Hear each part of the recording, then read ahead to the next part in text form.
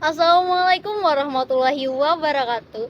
Di sini saya akan mengenalkan tentang Pancasila dengan dosen pengampu Bapak Dr. Haji Metriadi SH MPD dan Bapak Jain Ahmad Fauzi MPD. Perkenalkan, nama saya Sapna, kelas 1E. Sekarang saya berada di Open Space Universitas Lambung Mangkurat. Pancasila dalam konteks sejarah perjuangan bangsa.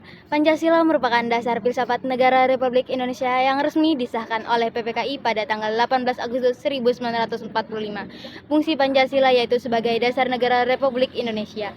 Sebelum lahirnya Pancasila, nilai-nilai dari Pancasila telah hadir dalam diri bangsa, seperti pada zaman sebelum kemerdekaan, zaman-zaman kerajaan-kerajaan seperti pada zaman Kerajaan Kutai, Kerajaan Sriwijaya, zaman-zaman kerajaan sebelum Majapahit dan zaman Kerajaan Majapahit, di mana nilai-nilai Pancasila terwujud dalam toleransi beragama, sosial budaya, dan nilai-nilai.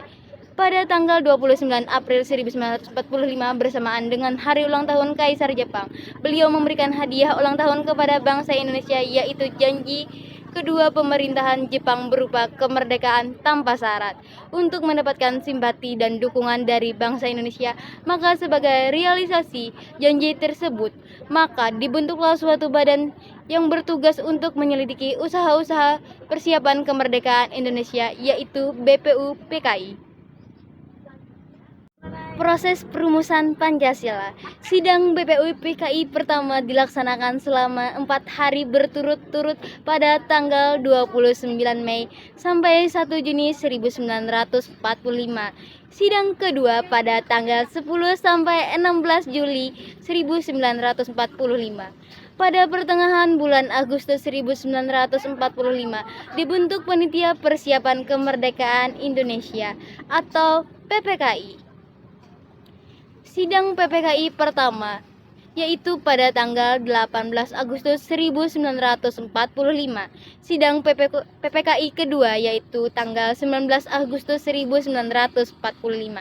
Sidang PPKI ketiga, yaitu pada tanggal 20 Agustus 1945. Sidang keempat pada tanggal 22 Agustus 1945. Setelah kemerdekaan Indonesia diproklamasikan, kemudian diikuti dengan pengesahan Undang-Undang Dasar 1945. Ternyata bangsa Indonesia masih harus menghadapi kekuatan sekutu yang berupaya untuk menanamkan kembali kekuasaan Belanda di Indonesia. Belanda secara licik mempropagandakan kepada dunia bahwa negara proklamasi Republik Indonesia adalah hadiah dari fasis Jepang untuk melawan propaganda Belanda pada dunia internasional. Maka pemerintah Republik Indonesia mengeluarkan 3 buah maklumat. Yang pertama yaitu Maklumat Wakil Presiden nomor 20 tanggal 16 Oktober 1945. Yang kedua, Maklumat Pemerintah pada tanggal 3 November 1945. Yang ketiga, Maklumat Pemerintah 14 November 1945. Pancasila sebagai sistem filsafat. Pancasila disebut sebagai sistem filsafat karena kelima sila dari nilai Pancasila mempunyai bentuk piramida yang menggambarkan bentuk nilai Pancasila yang hierarkis dan kesatuannya terdiri atas semua silanya, sehingga tidak dapat berdiri di atas satu sama lain dan tidak bertentangan dengan satu sama lain. Pancasila sebagai norma dasar negara yang fundamental, artinya aturan-aturan di bawahnya seperti Undang-Undang Dasar 1945, TAP MPR atau perundang-undangan, peraturan presiden dan peraturan daerah tidak boleh bertentangan dengan Pancasila. Inti isi Pancasila, meskipun dalam setiap nilai sila memiliki perbedaan antara satu dengan lainnya, namun semuanya itu tidak lain merupakan suatu kesatuan yang sistematis. Yang pertama, sila ketuhanan yang Maha Esa menjelaskan bahwa negara didirikan adalah sebagai tujuan manusia sebagai makhluk Tuhan yang Maha Esa. Dua, sila kemanusiaan yang adil dan beradab, bahwa negara Indonesia harus menjunjung tinggi harkat dan martabat manusia sebagai makhluk yang beradab. 3. Persatuan Indonesia, bahwa negara adalah sebagai penjelmaan sifat kodrat manusia monodualis, yaitu sebagai makhluk individu dan makhluk sosial. Yang keempat, kerakyatan yang dipimpin oleh hikmat kebijaksanaan dalam permusyawaratan dan perwakilan. Terkandung nilai demokrasi secara mutlak harus dilaksanakan dalam hidup negara. Yang kelima, keadilan sosial bagi seluruh rakyat Indonesia, bahwa negara Indonesia merupakan suatu negara yang bertujuan untuk mewujudkan kesejahteraan untuk seluruh warganya. Etika politik berdasarkan Pancasila. Etika politik merupakan filsafat moral tentang dimensi politis kehidupan manusia. Nilai merupakan bidang studi filsafat. Di bidang filsafat, nilai digunakan untuk menggambarkan kata-kata abstrak seperti keberhargaan atau kebaikan, serta kata kerja yang menggambarkan suatu tindakan mental tertentu dalam penilaian atau melakukan penilaian. Norma merupakan batasan-batasan yang ditetapkan oleh suatu organisasi masyarakat atau komunitas untuk mengarahkan setiap anggotanya, atau yang sering disebut yaitu peraturan. Jenis-jenis norma yaitu: yang pertama, norma agama; yang kedua, norma kesusilaan; yang ketiga, norma kesopanan; yang keempat, norma hukum; yang kelima, norma adat istiadat. Moral merupakan sesuatu yang dikembangkan manusia melalui pengaruh budaya dan agama. Pancasila sebagai ideologi nasional. Asal mula langsung dibedakan atas 4 macam. Yang pertama yaitu kausa materialis atau asal mula bahan. Yang kedua, kuasa formalis atau asal mula bentuk. Yang ketiga, kausa efisien atau asal mula karya. Dan keempat, kausa penalis, asal mula tujuan. Asal mula tidak langsung merupakan asal mula sebelum proklamasi kemerdekaan bangsa Indonesia berpancasila dalam 3 prakara. Pertama, unsur-unsur Pancasila sebelum disahkan secara yuridis menjadi dasar filsafat negara yang dimiliki oleh bangsa Indonesia sebagai asas-asas dalam adat istiadat dan kebudayaan dalam arti luas. Kedua, asas-asas dalam agama. Ketiga, unsur-unsur tadi kemudian diolah, dibahas, dan dirumuskan secara seksama oleh para pendiri negara dalam sidang-sidang BPUPKI dan Panitia 9. Ideologi mengacu pada bidang studi yang mempelajari ide atau pemikiran yang dapat digunakan sebagai dasar, landasan, prinsip, cita-cita, dan prinsip hidup.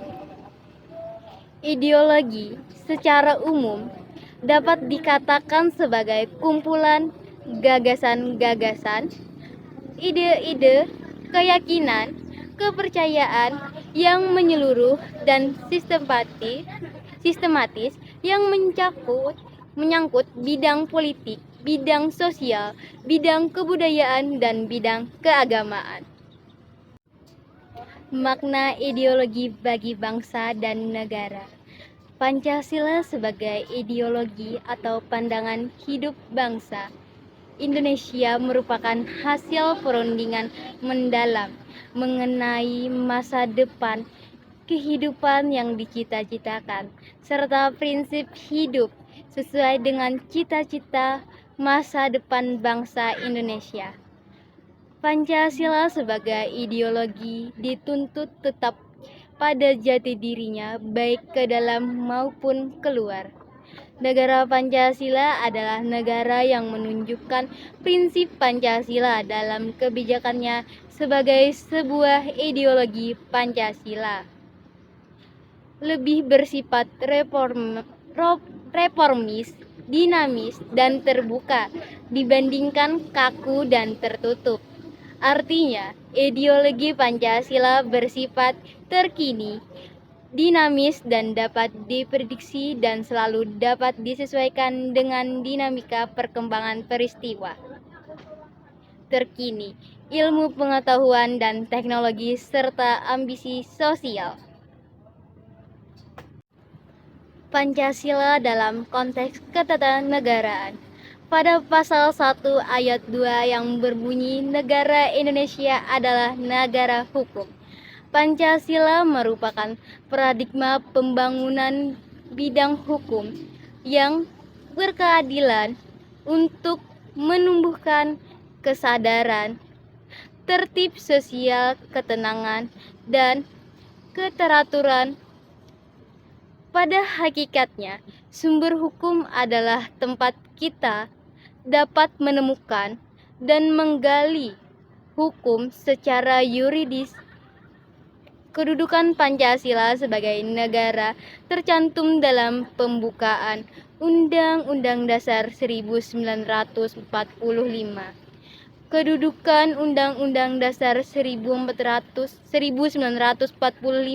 pada sistem hukum di Indonesia adalah sebagai hukum dasar tertulis paling tinggi dan norma hukum tertinggi.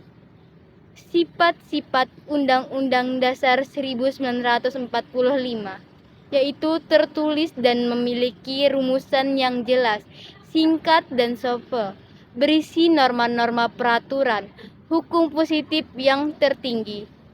Kedudukan pembukaan Undang-Undang Dasar 1945. 1. Prinsip filosofis pembukaan Undang-Undang Dasar 1945. 2. Identitas dan tujuan negara. 3. Kaitan dengan isi UUD. 4. Landasan yuridis. 5. Pencermatan nilai-nilai luhur. Konstitusi dan Undang-Undang Negara Republik Indonesia. Konstitusi adalah pembentukan, penyusunan, atau pernyataan suatu negara. Tujuan dan fungsi konstitusi yaitu membatasi tindakan sewenang-wenang pemerintah, menjamin hak-hak rakyat yang diperintah, dan menetapkan pelaksanaan kekuasaan yang berdaulat. Terbentuknya konstitusi di Indonesia diawali dari janji Jepang yang kemudian membentuk Badan Penyelidik Usaha-usaha Persiapan Kemerdekaan Indonesia atau yang lebih dikenal dengan BPUPKI. Undang-Undang Dasar 1945, 18 Agustus 1945 sampai 27 Desember 1949. Konstitusi tertulis bersifat regis atau kaku merupakan konstitusi derajat tinggi, menjelaskan bahwa bentuk negara Indonesia adalah negara kesatuan, menganut sistem pemerintahan presidensial. Konstitusi Republik Indonesia Serikat 27 Desember 1949 sampai 17 Agustus 1950. Konstitusi ini tertulis bersifat rigid atau kaku, konstitusi derajat tinggi. Konstitusi RIS ini serikat atau karena negara di dalamnya terdiri dari negara-negara bagian masing-masing. Terbentuk parlementer karena kepala negara dan kepala pemerintah dijabat oleh orang yang berbeda. Undang-Undang Dasar sementara 1950. 17 Agustus 1950 sampai 5 Juli 1959. Konstitusi ini berbentuk tertulis bersifat rigid. Konstitusi derajat tinggi berbentuk kesatuan menganut sistem pemerintahan parlementer. Undang-Undang Dasar 1945 setelah amandemen 1 sampai 4 berbentuk konstitusi tertulis bersifat regis. Konstitusi ini raja tinggi menganut negara kesatuan pemerintah presidensial. Lembaga negara menurut Undang-Undang Dasar 1945. Lembaga negara merupakan lembaga pemerintahan yang terbentuk oleh negara untuk melaksanakan fungsi negara sekaligus menyelenggarakan pemerintahan negara. Yang pertama, Mahkamah Agung bertugas memeriksa dan memutus permohonan kasasi. Kedua, Mahkamah Konstitusi bertugas mengadili pada tingkat pertama dan terakhir yang putusannya bersifat final. 3. Majelis Permusyawaratan Rakyat mengubah dan menetapkan UUD, menetapkan peraturan tata tertib dan kode etik MPR.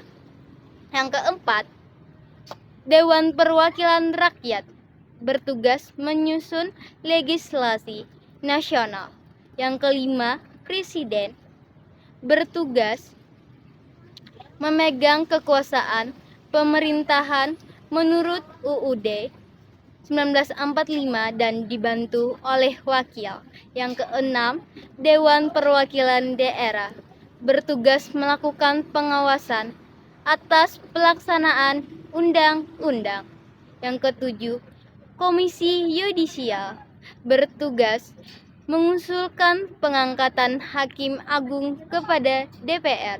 Yang kedelapan, Badan Pemeriksaan Keuangan bertugas memeriksa pengelolaan dan tanggung jawab keuangan negara yang dilakukan berdasarkan undang-undang yang berlaku. Hak asasi manusia. Hak asasi manusia merupakan sebuah konsep hukum dan normatif yang menyatakan bahwa manusia memiliki hak yang melekat pada dirinya karena ia adalah seorang manusia. Hak asasi manusia mendorong tindakan yang dilandasi kesadaran dan tanggung jawab untuk menjamin bahwa hak-hak orang tidak dilanggar. Hak asasi manusia sudah ada sejak manusia ada di bumi. Sejarah agama menunjukkan bahwa sejak umat manusia ada di bumi ini, tuntutan untuk kebebasan yang merupakan bagian dari hak asasi manusia sudah lama diperjuangkan oleh umat manusia. Ruang lingkup HAM yang pertama yaitu hak pribadi, yang kedua hak milik pribadi dan kelompok sosial, tempat seseorang berada, kebebasan sipil dan politik untuk dapat ikut serta dalam pemerintahan, hak-hak yang berkenaan dengan ekonomi dan sosial. Tujuan HAM yaitu melindungi individu dari sewenang-wenangan yang dilakukan oleh pihak manapun, menumbuhkan semangat saling menghargai antar manusia. Aktualisasi Pancasila. Paradigma merupakan cara pandang orang terhadap diri dan lingkungannya yang mempengaruhi cara orang dalam berpikir, bersikap, dan bertingkah laku. Paradigma juga dapat berarti seperangkat asumsi, konsep, nilai, dan praktek yang diterapkan dalam memandang realitas dalam sebuah komunitas yang sama, khususnya dalam disiplin intelektual.